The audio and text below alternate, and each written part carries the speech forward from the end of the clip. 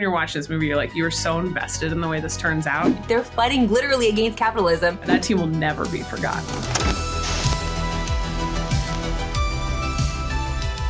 Welcome one, welcome all to Screen Rant's Challenge My Goat. I'm your shepherd through this journey of superlatives, Liam Crowley, and today we are talking about the greatest sports movie of all time. Our expert today is Miss Caroline Darney. Caroline, your pick is Miracle. In one sentence, tell me why Miracle is the GOAT. Literally, what else could you want in a movie than Kurt Russell as one of the most iconic coaches of all time in plaid pants, giving you the most iconic pep talk before the underdog U.S. national team goes out and upsets the Soviet Union in the Olympics on the biggest stage in front of a home crowd in New York. What else could you want? We're 40 seconds in and Kurt Russell's pants have already been brought up. This is going to be a hot debate. I can feel it. It took me too long. I can't believe it took that long to get to it. Our challenger today is Miss Marissa Roberto. Marissa, your pick is Major League. In one sentence, you as well. Tell me why that's your GOAT. Rated R baseball movie that has nothing but amazing one-liners that has stood the test of time.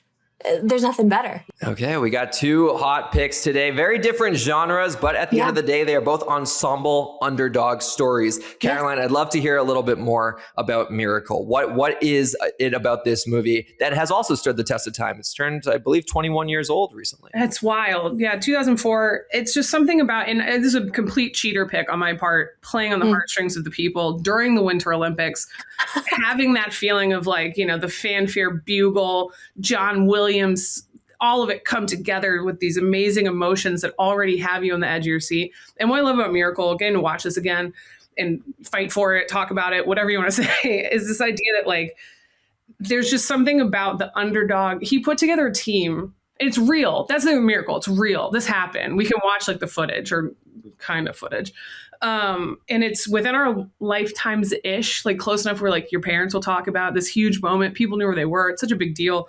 And it's just this thing that like evokes emotion when you just mention Mike Eruzione or you talk about the 1980 games or all of it that is the Olympics wrapped into sports. Sorry, are you guys American? Yeah.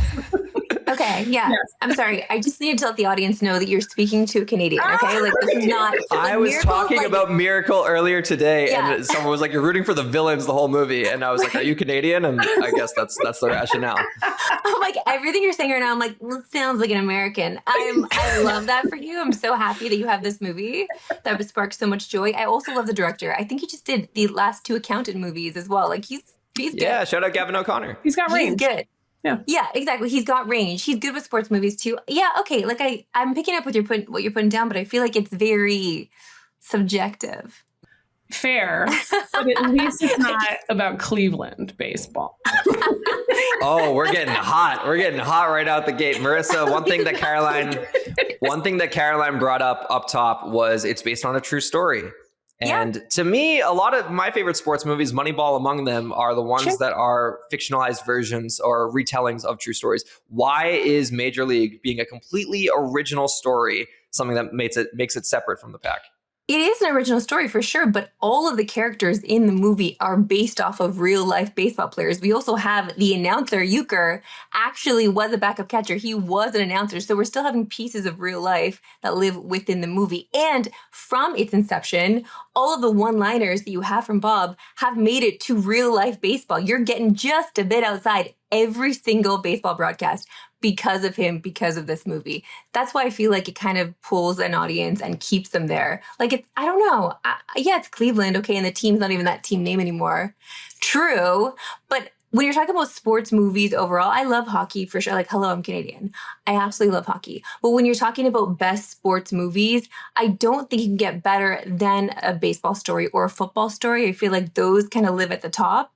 And like, if you go your Mount Rushmore of sports movies, I'm sorry, but Miracle is not making it Mount Rushmore. Wow. I don't think, like, especially for Canadians. Like, I love this for you guys, but this is this is just country bias coming on. I get that. Like, I would even rather have Mighty Ducks over Miracle. Look, you will not get me to say a single cross word about the. I almost picked Mighty Ducks because that is a work. Okay, because it's great. Despite the fact that there's like the most aggressive actual like DUI happen. Every time I watch Mighty Ducks, it's a little sidetrack. Sorry, Liam. Every time I watch Mighty Ducks, and I remember that in the actual scene, he's not just getting like a DUI, like he's actively drinking and driving. And then they're like, you know what you should do? Go hang out with kids. And I'm like, what is happening in this movie? It brings me to hockey, though, sticking with hockey. Yeah. And as someone that I will say, like the majority of my hockey consumption has come from like watching Olympics or heated rivalry. Sure. Oh, shout out Canada. Shout out. Canadian production for sure.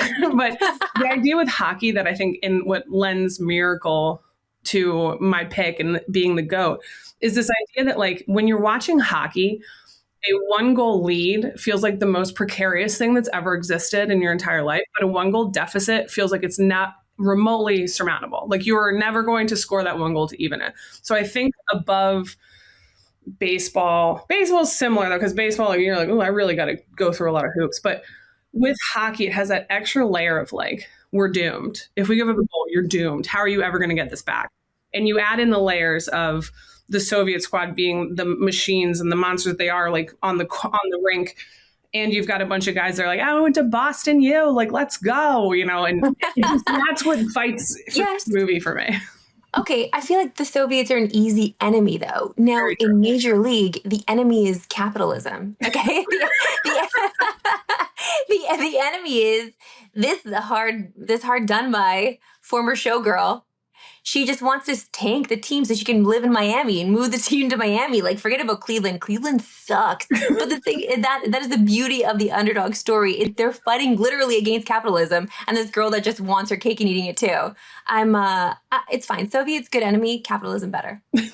I will say too, the enemy comes from within. That is the common denominator of these two films. Like I said, ensemble piece underdog stories, yes. But in Miracle, the whole not the whole world, well, excuse basically. Me, biased American alert. The whole country is rallying behind the team, the men's ice hockey team, while with the Cleveland Indians in Major League, there's a big push for them to be the worst. So there's a push for them to be the worst, like making it just so hard for them to live. She even has the tactic of getting one of the players' wives to sleep with Vaughn. Like, that is just diabolical. And that's another thing. We need to talk about the fact that this is a rated R sports movie. It's a rated R baseball movie, rated R comedy. This, when does that ever happen again? We're never going to see that again. A rated R comedy, I feel like who's going to fund that at this point? With Miracle, the idea that heightens partly the Olympic piece that gets people's emotions going is this 4-year cycle fact, right? Like, you look at Herb Brooks, who just got cut a week before his own chance to play. His team won the gold. He missed out by a week. He watches them on TV. Brutal stuff. He gets to come back around, and this is his window. Like, this is what's wild for like all these players, the people participating, and that's what makes the Olympics, I think, so exciting. Unless they're like, and here they come, the ancient person in their field at age 32, and you're like, good Lord, like, leave me out of this.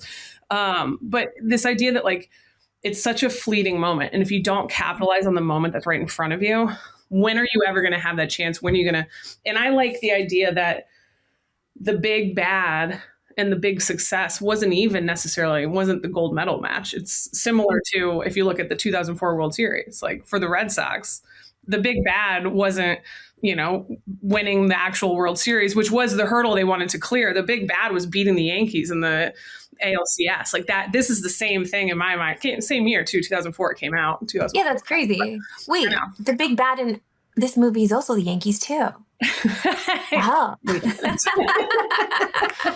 You're sparking positive memories for me. I'm a Boston boy. That documentary. So I was like, Faith Rewarded, the documentary of the 2004 Boston Red Sox. That is one of the greatest pieces of entertainment I've ever seen, and it's a documentary on a real story. Yeah. Wow, most spoiled fan base of all time. Insane. Well, I'm sorry about your Pats. Just kidding. I'm not at all. That was like an amazing loss. I didn't even try. Holy smokes. The Pats had to go through like a whole 18 months without going to a Super Bowl or something. It was brutal. I don't know how. It was a tough 5 years. Poor babies. Oh my God. I haven't been to a parade since 2024. Since the Celtics. I forget how they go. It's so sad.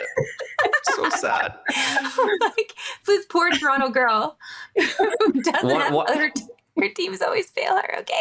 I was going to say there's a couple signature scenes in both of your picks, and one thing I want to do is highlight them before we fully wrap up. I have my selections for what I think the signature scenes are from both of these films. Feel free to come in with your own picks. Major League, the Wild Thing entrance. I mean, come on. It's great. Iconic. Yeah. And then Herb's speech right before the big game. Yes. Those are the two I would shine. Marissa, I would love to know what you think. If you could only give people one scene to watch from Major League, what's the scene? I can't just give him one. How do I just give him one?